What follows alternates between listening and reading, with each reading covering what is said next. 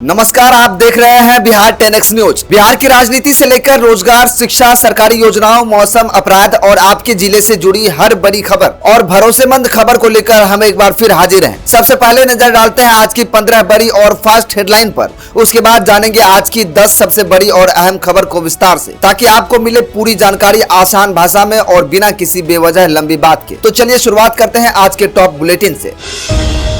बांकीपुर में आरजेडी ने कैसे पीके का डेब्यू मुश्किल बना दिया है, समझेंगे सीट का जातीय समीकरण। अस्पताल के एक्सरे रूम का अश्लील वीडियो, इलाज के बाद महिला के शोषण के आरोप। मछली पालन पर 60% सब्सिडी देगी बिहार सरकार, 31 अगस्त तक करें आवेदन। कंबोडिया भेजने के नाम पर ह्यूमन ट्रैफिकिंग के रैकेट पर एनआईए का शिकंजा, बिहार के 3 जिलों में ताबड़तोड़ छापेमारी। बिहार की धरती उगलेगी खजाना, 7 जिलों में मिला दुर्लभ खनिजों का भंडार, जल्द शुरू होगी नीलामी। दोषी कोई भी हो बख्शा नहीं जाएगा, भोजपुर के भरत तिवारी एनकाउंटर पर बिहार सरकार का ऐलान। जेईई और नीट की तैयारी अब होगी सरकारी स्कूलों में, बिहार बोर्ड का बड़ा प्लान, पटना के 10 मॉडल स्कूलों से होगी शुरुआत। 3 करोड़ की चीनी का सौदा, न माल मिला न पैसा लौटा, पटना में कारोबारी की तलाश में पहुंची कर्नाटक पुलिस। बांकीपुर उपचुनाव में बीजेपी का कायस्थ कार्ड, अभिषेक कुमार को बनाए उम्मीदवार, 9 जुलाई को करेंगे नामांकन। बिहार के पानी में घुलता जहर, आर्सेनिक और फ्लोराइड से कैंसर के खतरे पर पटना हाईकोर्ट में पीआईएल। सड़क पर चलिए तो टैक्स, शमशान में भी टैक्स, नई टोल नीति पर एनडीए सरकार पर बरसे आरजेडी। बिहार के लाखों जमीन मालिकों के लिए नया नियम, रेवेन्यू कोर्ट में कागजी दस्तावेज जमा करने की जरूरत खत्म। 2 बच्चों की मां, नौकरी भी फिर बनी एसडीएम। पटना के किसान की बेटी की प्रेरक कहानी, भाई भी बीपीएससी में सफल। बांकीपुर उपचुनाव में प्रशांत किशोर को मिला बिहारी बाबू शत्रुघ्न सिन्हा का साथ, बीजेपी अब किसे देगी टिकट। बिहार एनडीए की सबसे बड़ी बैठक 10 जुलाई को सम्राट चौधरी और नीतीश के साथ जुटेंगे मंत्री और 5 दलों के जिलाध्यक्ष। चलिए अब 10 खबरों को जानते हैं विस्तार से।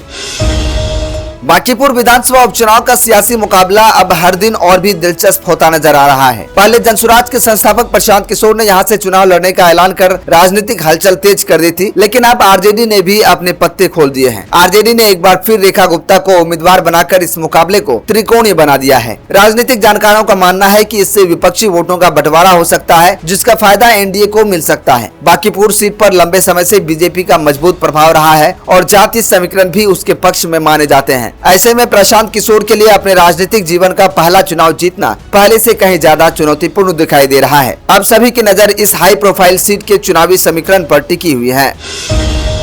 अस्पताल के एक्सरे रूम का कथित वीडियो, स्वास्थ्य विभाग ने शुरू करवाई जांच। अब बात एक ऐसी खबर की जिसने स्वास्थ्य व्यवस्था पर कई गंभीर सवाल खड़े कर दिए हैं। वैशाली जिले के राजपार सामुदायिक स्वास्थ्य केंद्र से जुड़ा एक कथित वीडियो सोशल मीडिया पर तेजी से वायरल हो रहा है। दावा किया जा रहा है कि एक्सरे रूम के भीतर एक महिला के साथ अस्पताल के कर्मचारी ने अनुचित हरकत की। हालांकि इस वीडियो और आरोपों की अभी तक आधिकारिक पुष्टि नहीं हुई है। जानकारी के मुताबिक महिला अपनी सास का एक्सरे कराने अस्पताल पहुँची थी, जहाँ उसे पैसे मांगे गए। आरोप है कि आर्थिक तंगी का फायदा उठाकर उसके साथ गलत व्यवहार किया गया। मामला सामने आने के बाद स्वास्थ्य विभाग ने जांच के आदेश दिए हैं। फिलहाल प्रशासन का कहना है कि जांच रिपोर्ट आने के बाद ही आगे की कार्रवाई की जाएगी। अगर आप खेती के साथ अतिरिक्त कमाई का नया जरिया तलाश रहे हैं तो यह खबर आपके लिए बेहद काम की है। बिहार सरकार ने वित्तीय वर्ष 2026-27 के लिए मत्स्य प्रजाति विधिकरण योजना की शुरुआत कर दी है। इस योजना के तहत किसानों और इच्छुक लोगों को देशी मछली पालन पर 60% तक अनुदान दिया जाएगा। सरकार का उद्देश्य देशी मछलियों की घटती प्रजातियों का संरक्षण करना और मछली पालकों की आय बढ़ाना है। योजनाओं के तहत माइनर कॉड, कैटफिश, झींगा पालन, वायुश्वासी मछलियाँ और मोती उत्पादन को भी बढ़ावा दिया जाएगा। यह योजना बिहार के सभी 38 जिलों में लागू रहेगी। इच्छुक लाभार्थी 31 अगस्त तक ऑनलाइन आवेदन कर इस सरकारी योजना का लाभ उठा सकते हैं।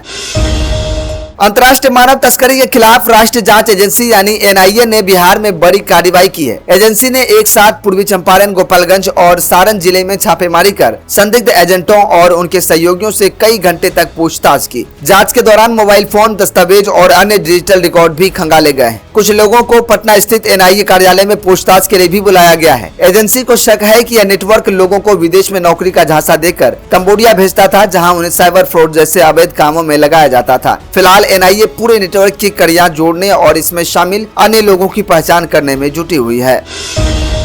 बिहार के लिए आर्थिक विकास की दिशा में एक बड़ी और सकारात्मक खबर सामने आई है। राज्य के 7 जिलों में कई बहुमूल्य और दुर्लभ खनिजों के भंडारण मिलने की जानकारी सामने आई है। इनमें nickel, chromium, rare earth elements, तांबा, जस्ता, पायराइट और मैग्नाइट जैसे महत्वपूर्ण खनिज शामिल हैं, जिनका इस्तेमाल इलेक्ट्रॉनिक वाहन, बैटरी, रक्षा उपकरण, इलेक्ट्रॉनिक्स और आधुनिक उद्योगों में किया जाता है। राज्य सरकार अब इन खनिज क्षेत्रों के वैज्ञानिक सर्वे, मूल्यांकन और नीलामी की प्रक्रिया को आगे बढ़ाने की तैयारी कर रही है। माना जा रहा है कि यदि खनन कार्य शुरू होता है तो बिहार में बड़े उद्योगों का निवेश बढ़ेगा, हजारों युवाओं को रोजगार मिलेगा और राज्य की अर्थव्यवस्था को भी नई मजबूती मिलेगी। अब बात भोजपुर के चर्चित भरत तिवारी एनकाउंटर मामले की, जिस पर बिहार सरकार ने बड़ा बयान दिया है। उप मुख्यमंत्री विजय चौधरी ने साफ कहा है कि इस मामले की न्यायिक जांच जारी है और रिपोर्ट आने के बाद जो भी दोषी पाया जाएगा उसके खिलाफ कानून के अनुसार सख्त कार्रवाई की जाएगी। उन्होंने दो टूक कहा कि सरकार किसी भी दोषी को बख्शने के मूड में नहीं है। वहीं बांकीपुर विधानसभा उपचुनाव को लेकर पूछे गए सवाल पर विजय चौधरी ने विश्वास जताया कि विपक्ष चाहे किसी भी उम्मीदवार को मैदान में उतारे, जीत एनडीए की ही होगी। उन्होंने यह भी बताया कि 10 जुलाई को एनडीए की महत्वपूर्ण बैठक होगी, जिसमें संगठन और सरकार के कामकाज की समीक्षा की जाएगी। अब सरकारी स्कूलों में पढ़ने वाले छात्रों के लिए एक बड़ी और अच्छी खबर। बिहार विद्यालय परीक्षा समिति ने मॉडल स्कूलों के विद्यार्थियों को जेईई और नीट जैसी प्रतियोगी परीक्षाओं की ऑनलाइन तैयारी कराने की योजना बनाई है। इसकी शुरुआत पायलट प्रोजेक्ट के तहत पटना जिले के 10 मॉडल स्कूलों से होगी। बिहार बोर्ड ने इसके लिए जिला शिक्षा कार्यालय से चयनित स्कूलों की सूची मांगी है। खास बात यह है कि बोर्ड खुद स्टडी मटेरियल तैयार करेगा, जिसका लाभ भविष्य में दूसरे सरकारी विद्यालयों के विद्यार्थियों को भी मिलेगा। अगर यह योजना सफल रहती है तो इसे पूरे बिहार के मॉडल और माध्यमिक विद्यालयों तक विस्तार किया जाएगा। इससे आर्थिक रूप से कमजोर परिवारों के छात्रों को प्रतियोगी परीक्षाओं की बेहतर तैयारी का अवसर मिलेगा। अब एक बड़ी कारोबारी धोखाधड़ी की खबर। कर्नाटक के एक चीनी कारोबारी ने आरोप लगाया है कि करीब 3 करोड़ रुपए का भुगतान लेने के बावजूद पटना के एक व्यवसायी ने न तो चीनी की आपूर्ति की और न ही रकम वापस की। शिकायत दर्ज होने के बाद कर्नाटक पुलिस की विशेष टीम जांच के लिए पटना पहुंची और स्थानीय कोतवाली थाना पुलिस के साथ मिलकर आरोपी के कार्यालय पर छापेमारी की। हालांकि पुलिस के पहुंचने से पहले ही आरोपी का कार्यालय बंद कर फरार हो चुका था। फिलहाल पुलिस उसकी तलाश में लगातार छापेमारी कर रही है। मामले की जाँच जारी है और पुलिस यह पता लगाने में जुटी हुई है कि इस कथित धोखाधड़ी में और कौन कौन लोग शामिल हैं। बांकीपुर विधानसभा उपचुनाव को लेकर भारतीय जनता पार्टी ने अपने उम्मीदवार के नाम का ऐलान कर दिया है। बीजेपी ने युवा नेता और पूर्व भाजयुमो प्रदेश उपाध्यक्ष अभिषेक कुमार को चुनाव मैदान में उतारा है। अभिषेक लंबे समय से संगठन में सक्रिय रहे हैं और कई महत्वपूर्ण जिम्मेदारियां निभा चुके हैं। राजनीतिक जानकारों का मानना है कि उनकी उम्मीदवारी के जरिए बीजेपी ने युवा नेतृत्व के साथ साथ कायस्थ मतदाताओं को भी साधने की रणनीति अपनाई है। बांकीपुर विधानसभा क्षेत्र में कायस्थ समाज का प्रभाव अच्छा माना जाता है। ऐसे में इस फैसले को चुनावी समीकरण के लिहाज से काफी अहम माना जा रहा है। अभिषेक कुमार 9 जुलाई को अपना नामांकन दाखिल करेंगे। आइए अंत में बात करेंगे एक ऐसी खबर की जो बिहार के लाखों लोगों की सेहत से जुड़ी हुई है। राज्य के भूजल में आर्सेनिक और फ्लोराइड की बढ़ती मात्रा को लेकर पटना हाईकोर्ट में जनहित याचिका दायर की गई है। याचिका में दावा किया गया है कि बिहार के कई जिलों के भूजल में इन हानिकारक तत्वों की मात्रा तय मानकों से अधिक हो सकती है और अन्य गंभीर स्वास्थ्य समस्याओं का खतरा बढ़ रहा है। याचिकाकर्ता ने हाईकोर्ट से पूरे राज्य में वैज्ञानिक जाँच, आधुनिक water testing lab, water treatment unit और प्रभावित इलाकों में सुरक्षित पेयजल की व्यवस्था सुनिश्चित करने का अनुरोध किया है। अब इस मामले पर हाईकोर्ट की सुनवाई और सरकार की अगली कार्रवाई पर सभी की नजर बनी हुई है। तो फिलहाल आज की इस बुलेटिन में इतना ही। उम्मीद है कि बिहार की हर बड़ी और जरूरी खबर आप तक आसान और सटीक तरीके से पहुंची होगी। अगर वीडियो पसंद आया हो तो इसे लाइक करें, अपने दोस्तों और परिवारों के साथ शेयर करें और बिहार 10X न्यूज को सब्सक्राइब करना बिल्कुल ना भूलें। साथ ही बेल आइकन जरूर दबाएं ताकि बिहार की हर बड़ी खबर सबसे पहले आप तक पहुंचे। कमेंट करके जरूर बताइए कि आज की कौन सी खबर आपको सबसे ज्यादा महत्वपूर्ण लगी और आप किस मुद्दे पर हमारी अगली विशेष रिपोर्ट देखना चाहते हैं। नमस्कार, मैं हूँ ग्यासुद्दीन लसानी और आप देख रहे हैं बिहार 10X न्यूज। मिलते फिर अगली खबर में, तब तक के लिए नमस्कार। जय हिंद, जय बिहार।